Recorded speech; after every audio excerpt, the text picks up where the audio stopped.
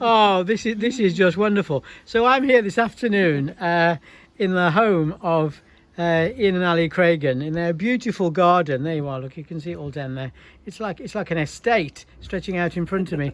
So here's Ally and Ian, and it's just a joy just catching up with them and having a cup of tea and just hearing more about who they are and what their lives are about, and particularly what it's been about during lockdown. And just going to ask them a couple of questions, really, because they've got so much to share with us, I think, as a benefit.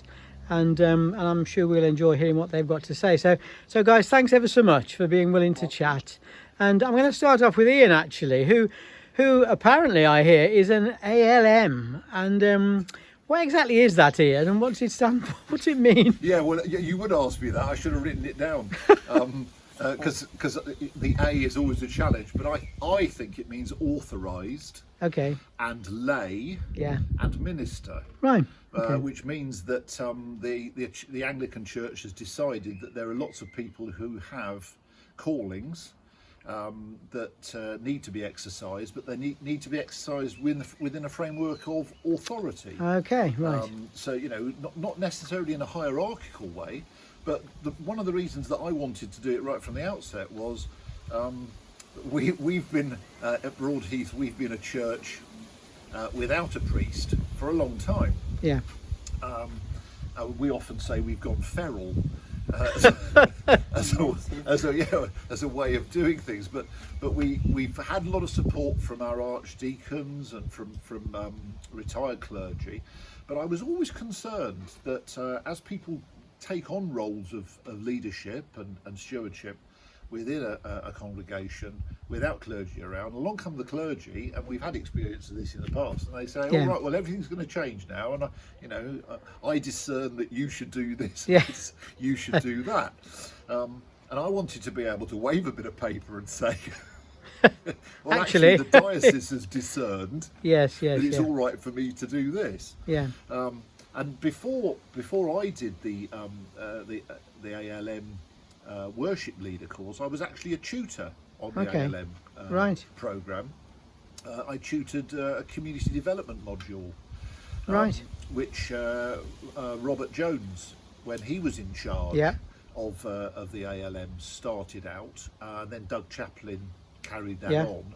And I'd known both Robert and Doug because in my previous role as a community development manager for the local authority, I'd known both of them as parish priests.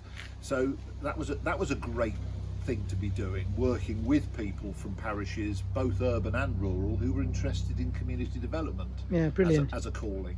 Brilliant. So I've seen it from both sides, both running it and then going and doing it. And then Ali had done the worship leader one, although you thought it was more about the music at the time, didn't you? Well, they didn't have a separate music ALM. They do now, I believe. So I did it not so that I could lead services in any other capacity, but the music. Oh no, the police helicopters found us. Sorry, that's why the umbrella's up. No, I'd run a choir in the Catholic Church for 10 years. A Latin choir, and we've also been part of the evangelical churches and things. So we wanted to breathe some music into Broadheath at one point, and it was a very, very excited congregation who were up for singing as a choir. The only problem is the congregation became the choir became larger than the congregation, so we had to move the choir back into the congregation. But it was a wonderful way of learning new hymns, or having a pie and praise evening. You know, just it was fellowship, wasn't it? It was fellowship. Yeah, the Fridays were as important as the Sundays. Yeah. And do you think, I mean, from your point of view, in terms of the ALM training, is this for people of any age, or what do you think? What would you say? I would say that I would really recommend for people that they do a bishop certificate first, if they haven't had a go at that. I'm not saying that the ALM isn't a really good course, but the bishop certificate is a fantastic grounding course, and for those people who haven't been involved in that whole business of getting together with people once a week and talking about things and being able to debate without getting hurt, Yes, yes. and read without feeling belittled. Okay. Because then the ALM thing is actually, it's quite a commitment. You've got the first, it's a whole academic year. Yeah. The autumn, you've got weekly sessions. Right. And you might have to be travelling to some part of the diocese, you know, a place that you've never been before. Yeah. Meeting up with folk from all over. And immediately bombarded with a whole load of concepts and folders. Right. Yeah. Yeah. And then you've got the spring term from January on, which is Saturdays, and those are fantastic days, absolutely fantastic days, where you look at the Christian story through the Bible. You look at the Christian community, i.e., how the church has grown, and you look at the Christian mission. Yeah. But there is a big commitment again, and then when you're coming together with people from all over, so you're in a room with maybe 100 people. Yeah, yeah. And that can be scary. If Yeah, you sure. You know, Yeah, not done it yeah. before. And then you're back to your group again for another term. Yeah, yeah. It's actually quite a big commitment. Yeah. Not that you're going through any exams at the end of it, but But I guess at a time though when, say for example in our benefice across all the churches, where we are looking to see more people released into leadership and into ministry, it seems an ideal way, doesn't it, of recruiting and affirming people in helping them to explore their calling. it really does. is, Yeah, yes. yeah. I mean, what was your experience of it, Wal? Well, as I say, they now have a music one, which I could have done, which I think I would have preferred, because I don't really have a calling to lead services. So I think it's changed a great deal since I did it. So it's perhaps it was a bit of a rush when you did it, wasn't it? Somebody said, "Oh, there's this course," and you thought, "Oh, I'll do it," and then halfway through it, you were thinking, "Blimey, is this what I want to do?" Yes. Yeah. Right. Yes. Okay. But it's a lovely way of meeting other churches and getting new ideas. Yeah.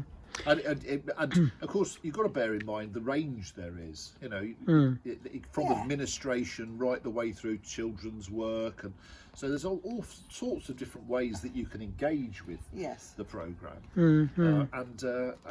And I think it's a very well structured one.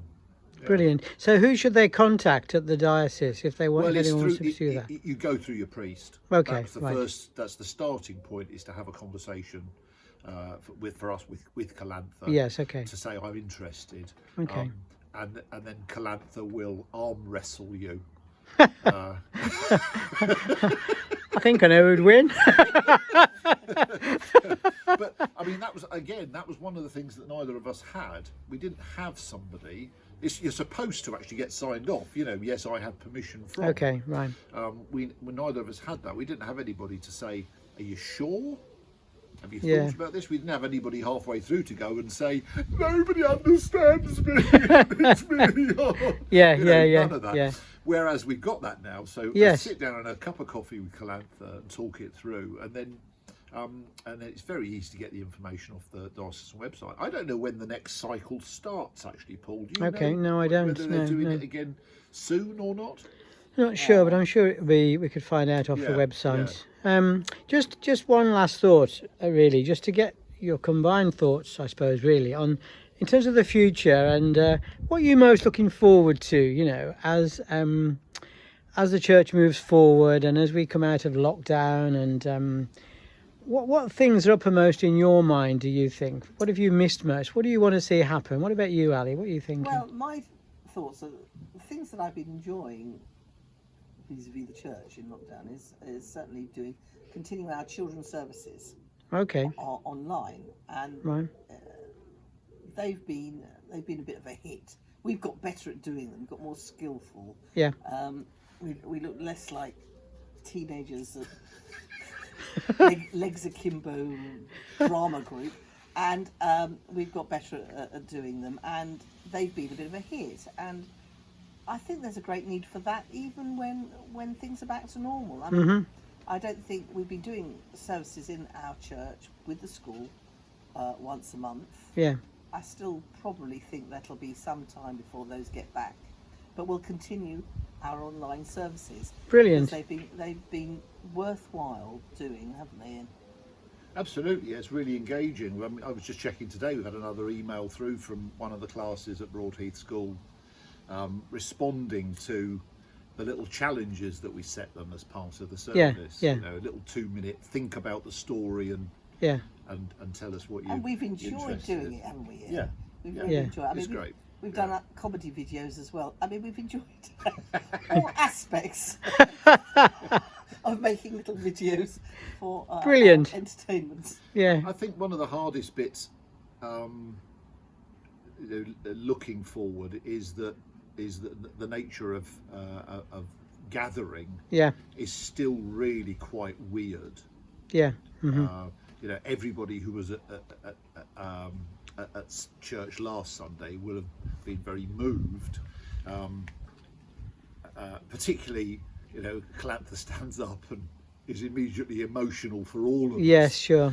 Which was lovely. That's proper real catharsis. Yeah. But at the same time, it would be like saying to a football crowd, okay, you can all come in, but you cannot sing a song, and you can't cheer when your team scores a goal. Well, it's nonsense. It is not right, really. And I don't think we want to go into a future where we are suppressing our emotions to such an extent. No. So, if it means that actually singing hymns and shouting and hugging each other has to be done through virtual services, I'd rather stick with that for a bit. Okay. Yeah. Than squeeze in.